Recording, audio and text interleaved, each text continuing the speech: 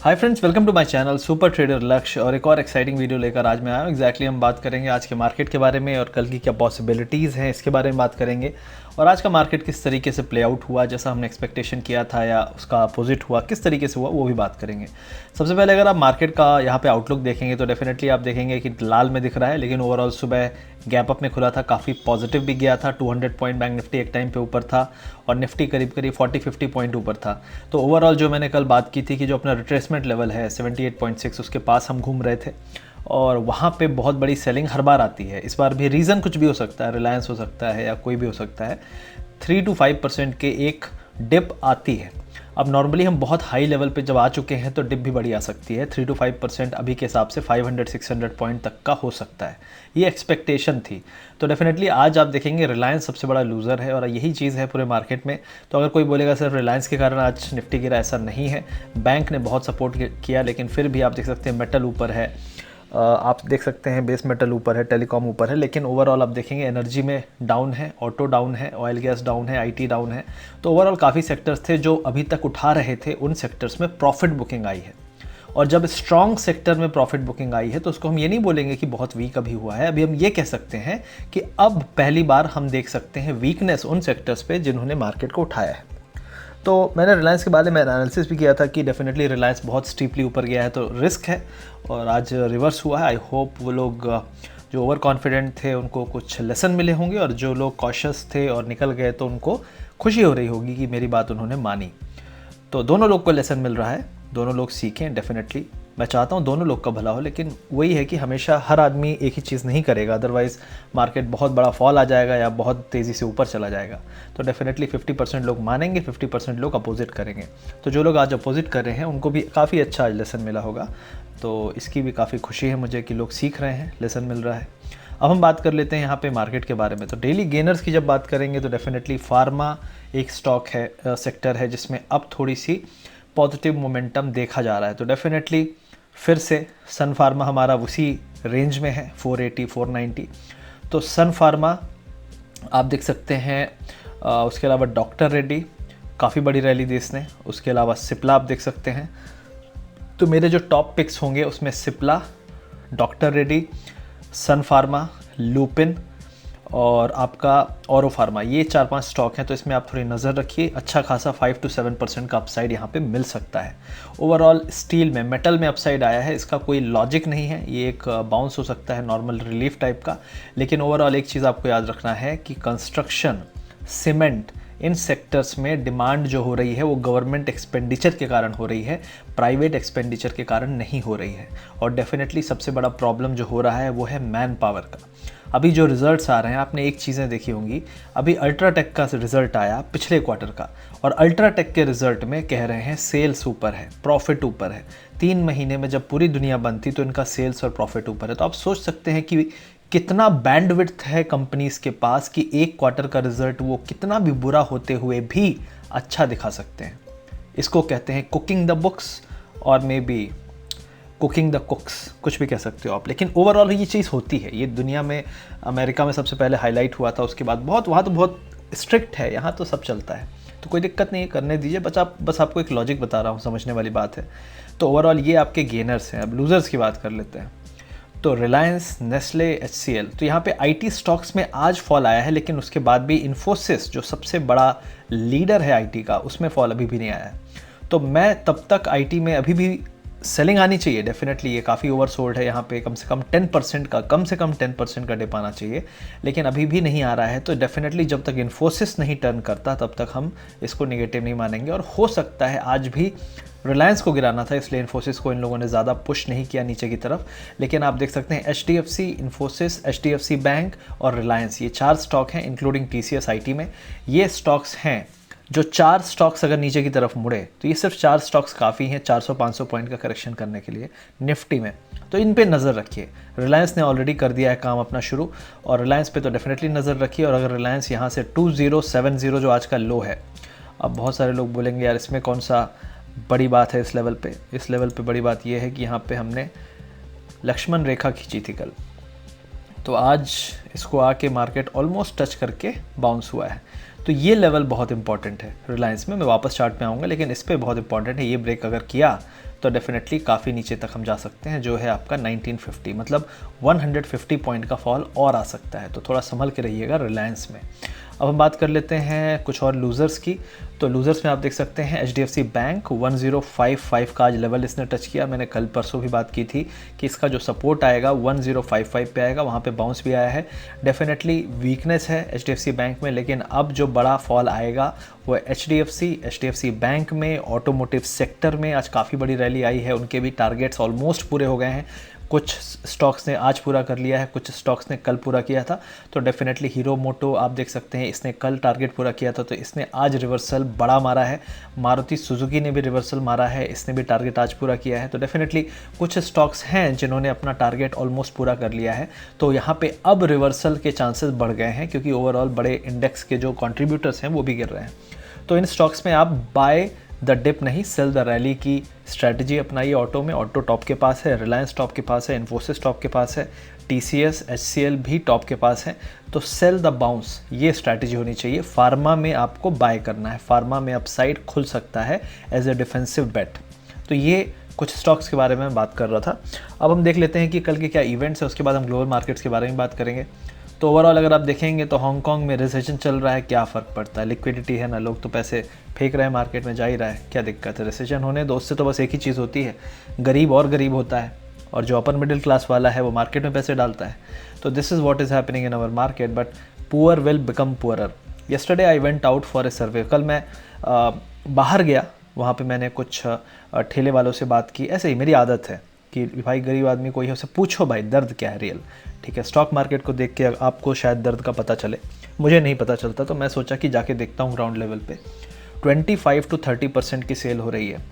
25 to 30% जो cell करके क्या कर लेंगे ये लोग। और बड़ी बड़ी दुकान, छोटी छोटी दुकान, हर दुकान का यही हाल है। 25 to 35%, उससे ज़्यादा सेल किसी की नहीं है।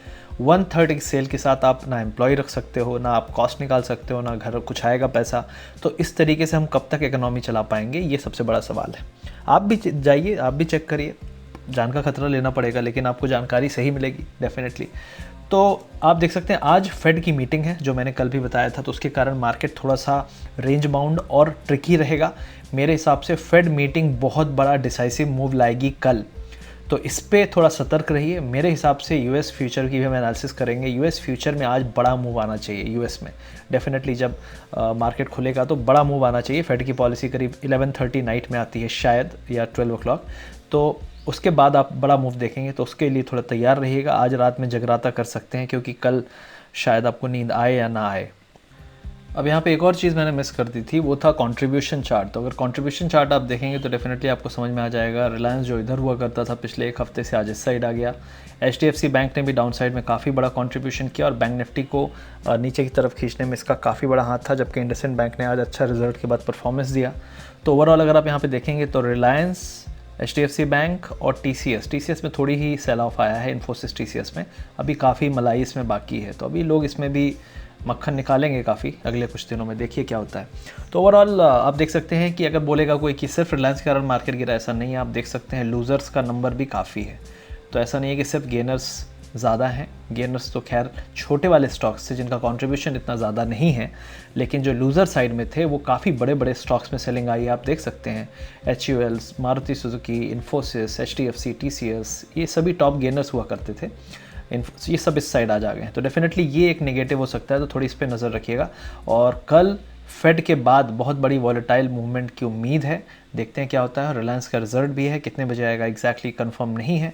अगर मार्केट आवर्स में आता है या मार्केट के पहले आता है तो मार्केट के टाइम पे ही मूवमेंट काफ़ी हो सकता है, और मार्केट के बाद अगर आता है तो हो सकता है कल रिलायंस बहुत ज़्यादा ना गिरे, एक डिप आए, 2-3% का डिप आए, फिर बाउंस हो जाए, तो इस टाइप का मूवमेंट हो सकता है। और ग्लोबल मार्केट पे भी बहुत कुछ डिपेंड करेगा, क्योंकि फेड का एक्शन ही पूरे ग्लोबल मार्केट को उठा रहा है। अगर आपको पूछना है कि ट्रंप पैसा डाल रहा है, नहीं, फेड पैसा डाल रहा है। ट्रंप उनको पुश कर रहा है कि वो ज़्यादा से ज़्यादा मॉनेटरी ईजिंग करें, सस्ता पैसा, सस्ता लोन लोगों को दें, और लोगों को बोलें, जो कॉर्पोरेट्स हैं उनको बोलें कि भाई बायबैक भी करोगे अपने शेयर्स तो तुम्हें फ़ायदा मिलेगा। तो इस टाइप की चीज़ें हो रही हैं, और वो कंपनीज़ ही अपना शेयर खरीद रहे हैं, जिस तरीके से ये बढ़ रहा है। तो ये सब सिस्टम चल रहा है, तो ओवरऑल फेड का आप आज नज़र रखिएगा। अब हम बात कर लेते हैं कुछ स्टॉक्स के बारे में। उससे पहले एक बार गोल्ड देख लेते हैं। तो गोल्ड में अभी करंटली एक ये ट्रेंड बन रहा है, ओवरऑल एक डिप बन सकता है 1922 तक का।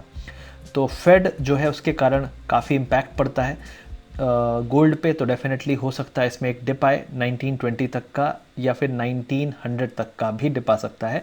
ओवरऑल ये लेवल आपको नज़र रखना है 1960 के आसपास। अगर ये ब्रेक ऊपर की तरफ होता है तो ब्रेकआउट हो जाएगा। पुराना हाई 1973 है, और अगर सस्टेन करता है इसके नीचे तो डेफिनेटली एक बार टेस्ट करने 1920 तक आ सकता है गोल्ड। अब हम बात कर लेते हैं स्टॉक्स के बारे में। तो ओवरऑल अभी ग्लोबल मार्केट अगर हम नज़र डालें तो डो जोन्स की एक बार बात कर लेते हैं। तो डो जोन्स में एक बहुत इंपॉर्टेंट ट्रेंड लाइन है, मार्केट ये लगातार इसको टेस्ट करता हुआ आ रहा है, लगातार।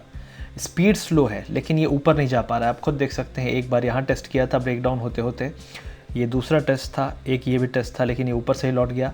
ये तीसरा टेस्ट था, ये चौथा था, ये फिफ्थ टेस्ट हो रहा है सपोर्ट का। इतनी बार सपोर्ट टेस्ट तभी होता है जब मार्केट को अब गिरने का मूड है, और आज फेड है तो डेफिनेटली थोड़ा सा सतर्क रहिए। अगर ये ब्रेक करते हैं हम तो करीब करीब यहाँ से अगला जो सपोर्ट आएगा 1000 पॉइंट नीचे, मतलब 4% 4% का फॉल भी आ सकता है।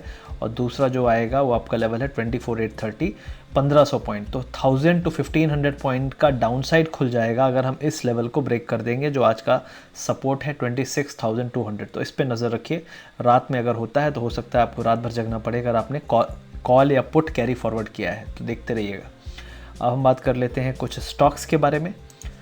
तो सबसे पहले हम बात कर लेंगे रिलायंस के बारे में। तो रिलायंस में जो मैंने बात किया था वो ये सपोर्ट लेवल है, अगर ये ब्रेक करता है तो डेफिनेटली हम यहाँ तक आ सकते हैं 1975 तक।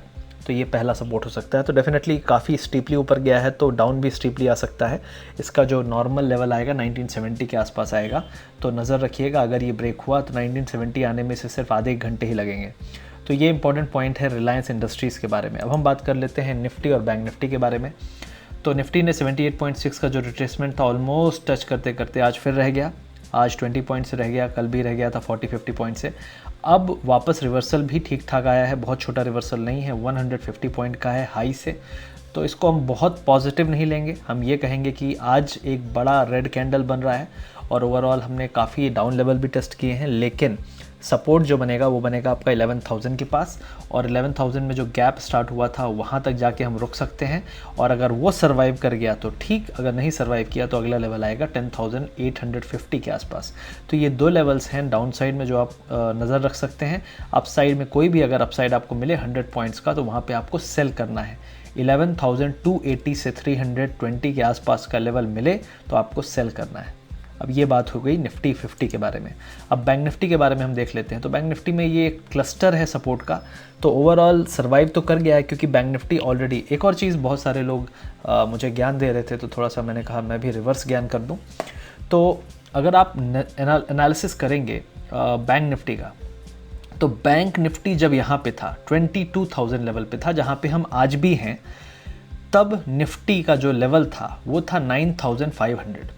अगर आपको याद हो, मुझे याद रहता है, मैं बता रहा हूँ, 9,500 लेवल था जब 21,971 गया था ऑलमोस्ट बैंक निफ्टी, या 22,000 टच किया था, I don't remember exactly, but इस एरिया में आया था और हम वहीं पे हैं। लेकिन बैंक निफ्टी ऑलमोस्ट 17 या 1800 पॉइंट से ऊपर रैली मारा है, 1800 पॉइंट। तो बैंक्स में इतना अंडर परफॉर्मेंस है, मतलब कुछ तो गड़बड़ है। क्या कुछ बैंक कोलैप्स होंगे? तो थोड़ा ये एक वरीसम साइन है। और ओवरऑल मार्केट ने अभी हाई बनाना कम कर दिया है, अब लो बनाने की तलाश में लग रहा है। ओवरऑल अगर यहाँ से ब्रेकडाउन हुआ तो बैंक्स तो खींचेंगे ही नीचे की तरफ, लेकिन जिन स्टॉक्स ने 9,500 से 11,300 तक ले जाने में बहुत मदद की है, उनमें जब पिटाई होगी तो वो इस लेवल की पिटाई होगी जो किसी ने न देखा है, न सुना है, न सुन पाएगा। बस इतिहास और कहानियाँ बातें करेंगे हम। तो बस सहूलियत और थोड़ा सा संभल के चलने की ज़रूरत है यहाँ पे मेरे हिसाब से। आई होप लोग समझेंगे, बाकी तो ठीक है। और रही बात की क्रैश आने की, तो यहाँ से 22,000 से जब मैं बोलता था तो फॉल आया था, निफ्टी को रिलायंस बचा ले गया। और रिलायंस मेरे चाचा जी की कंपनी तो है नहीं, वरना मैं उनसे पूछ लेता कि चाचा जी खरीद रहे हो क्या, तो फिर मैं नहीं बोलता कि क्रैश आएगा। लेकिन बैंक निफ्टी गिरा था, जब जब मैंने बोला है कि रिवर्सल आना है, बैंक निफ्टी गिरा है, निफ्टी नहीं गिरा है। तो रिलायंस में क्या है, मेरे किसी रिश्तेदार की होल्डिंग नहीं है, वरना मैं पता करके आपको ज़रूर बताता, क्योंकि मैं वीडियो सिर्फ आपके भले के लिए बनाता हूँ। आई होप आपको ये चीज़ समझ में आएगी इस वीडियो के बाद, और नहीं आएगी तो कोई बात ही नहीं है, मैं बनाता रहूँगा, अपना काम फ़र्ज़ के साथ पूरा करता रहूँगा। अब हम बात कर लेते हैं कुछ स्टॉक्स के बारे में। तो इम्पॉर्टेंट स्टॉक्स है आपका HDFC बैंक, जो हैवी वेट है, तो ये कितना गिर सकता है अभी, और 1055 का लेवल जो हमने बनाया था, मैंने कोई चेंजेस नहीं किए हैं, वही चार्ट है। 1055 का लेवल आज टेस्ट कर गया। अगर आप देखना चाहते हैं कि मैं कितना सही होता हूँ तो लाइन देख लीजिए और खींच लीजिए यहाँ पे, और पुराने वीडियो भी देख लीजिएगा, रिलायंस में भी, इसमें भी, आपको खुद समझ में आ जाएगा। बाकी वही मैंने कहा ना कि रिश्तेदार की कंपनी नहीं है रिलायंस, वरना आपको ज़रूर बताता मैं। अब अगला लेवल क्या हो सकता है, 1025। तो 1025 तक भी फॉल आ सकता है इन केस हम 1050 के नीचे जाएं। तो 1050 अगर ब्रेक करे, लेकिन एक चीज़ याद रखिए कि गैप अप में सेल करना काफ़ी अच्छा ट्रेड होगा इन बैंक्स में, जैसे HDFC बैंक, HDFC इन स्टॉक्स में। तो अगर गैप डाउन मिले तो चेज़ मत करिए, मैं नहीं करता हूँ, छोड़ देता हूँ गैप डाउन हमेशा। गैप अप में रिवर्सल के लिए मैं ट्रेड कर सकता हूँ, तो अगर गैप अप मिले इसमें 10-12 रुपीज़ का तो सेल करिए। और डाउन साइड के लिए आपका जो टारगेट है 1020 या 1015 तक भी गिर सकता है। तो ये फिर एक रिवर्सल का बियरिश केस बन जाएगा बैंक निफ्टी के केस में भी, तो इस पर थोड़ी सी आप नज़र रखिएगा। अब हम बात कर लेते हैं मारुति के बारे में। तो मारुति में कल मैंने एनालिसिस किया था, तो अब मारुति ने एक ये यहाँ से रिवर्सल मारा, एग्जैक्टली लेवल है 6312। तो उम्मीद थी कि जाएगा 6400 तक, लेकिन इसने रिवर्सल मार दिया क्योंकि ओवरऑल मार्केट सेंटीमेंट रिलायंस के कारण बिगड़ गया। अब आप बोलोगे रिलायंस गिरा तो मारुति क्यों गिरा, यही चीज़ है, जब रिलायंस जा रहा था तो उसने सबको उठाया। तो ओवरऑल जब इंडिया में फंड्स आ रहे थे फेड की कृपा से, तो जाएंगे भी फेड की कृपा से। तो बस वही समझने वाली बात है कि अभी क्या हो सकता है। तो ओवरऑल 6141 से फिर बाउंस आया है, लेकिन अब कोई भी बाउंस आए इसी लेवल के आसपास 50, 80, 60 रुपीज़ का, तो मारुति में आप सेल कर सकते हैं। स्टॉप लॉस हमेशा रखिएगा 6310 के आसपास, और तब सेल करिएगा। और ओवरऑल अगला टारगेट्स आपका फिर से रिटेस्ट कर सकता है 6050 के आसपास। तो ये मारुति में केस बन रहा है। अब हम देख लेते हैं यहाँ पे भारती एयरटेल के बारे में। तो ओवरऑल अगर भारती एयरटेल के बारे में आप देखें तो भारती एयरटेल फिर से वही, इसका स्ट्रक्चर ओवरऑल ना बियरिश है ना बुलिश है, लेकिन एक चीज़ है कि हाई की तरफ नहीं बढ़ पा रहा है अभी भी। तो मेरे हिसाब से अगर आप डिसाइसिव बहुत ट्रेड करना चाहते हैं भारती एयरटेल में, तो फ़िलहाल के लिए वेट करिए, इस लेवल 538 के नीचे ही कुछ करिएगा, क्योंकि 538 ब्रेक होने पे डाउन साइड ऑलमोस्ट 40 रुपीज़ का खुलेगा, तो उसका वेट करिए और उसके बाद ही आप इसमें कोई ट्रेड ले सकते हैं। ओवरऑल ये स्टॉक्स थे जिनके बारे में मैं आज बात करना चाहता था। आई होप ये वीडियो आपको पसंद आया होगा। अगर वीडियो पसंद आए तो इस चैनल को ज़रूर सब्सक्राइब करिए और अपना सपोर्ट बनाए रखिए। Thank you very much.